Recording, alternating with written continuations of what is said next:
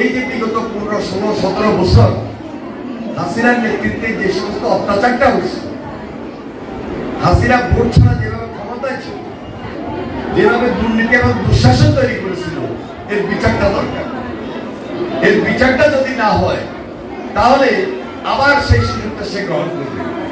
যদি আরেকবার সুযোগ গ্রহণ করে তাহলে যেটা বিগত 15-16 বছরে আপনাদের উপর অত্যাচার নির্যাতনের মাত্রা যে পরিমাণটা করছে তার চেয়ে বেশি করার সে সুযোগটা গ্রহণ করবে। এই জন্য আমাদেরকে খুব বেশি সজাগ হতে হবে, সতর্ক হইতে হবে। আপনাদের চোখের সামনে দেখো খালেদা জিয়াকে কিভাবে অত্যাচার করেছে, কিভাবে নির্যাতন করেছে, কি পরিমাণ অত্যাচার করেছে। মিথ্যা মামলা দিয়ে, মিথ্যা সাজা দিয়ে তাকে জেলখানে রাখছে মাসের পর মাস, বছরের পর বছর। এমনি তিনি অসুস্থ হন নাই, আজকে তিনি চিকিৎসাধীন অবস্থায় আছেন। তার যে চিকিৎসা, সহজে এই চিকিৎসা করলো যে তিনি খুব ভালো হবেন এটা আমরা দেখি না, কিন্তু ওনার যথেষ্ট মনোবল আছে, সাহস আছে।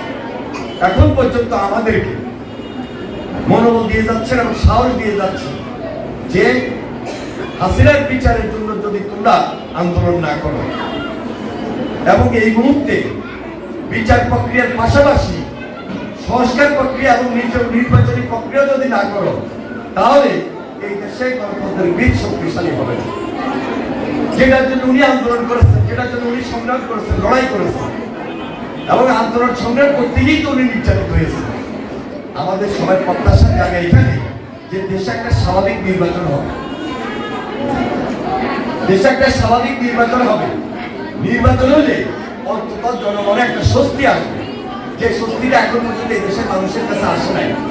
স্বস্তিটা খুব জরুরি, খুব প্রয়োজন। তিনি একটা স্পেশাল ফ্যামিলি কার্ডের কথা বলেছেন।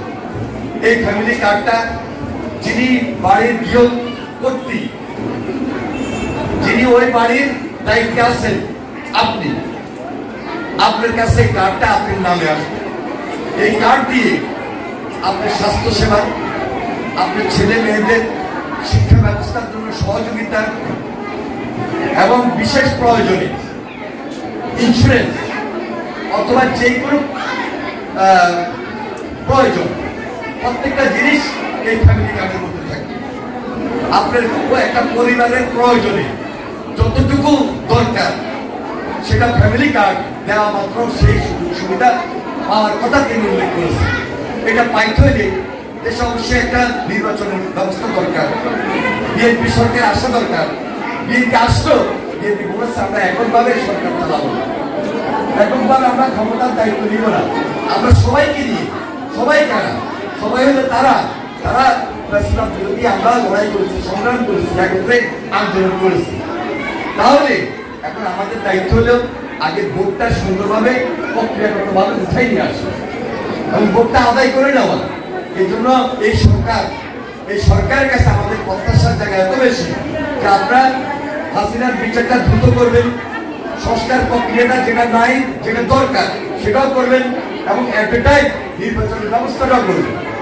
আর সংস্কার প্রক্রিয়া, বিচার প্রক্রিয়া এগুলো যদি চলতে থাকে, এটা একটা চলমান প্রক্রিয়া, তাহলে নির্বাচনের মাধ্যমে যিনি ক্ষমতা আসেন দলকে, দেশকে, জাতিকে তিনি দিতে পারবেন।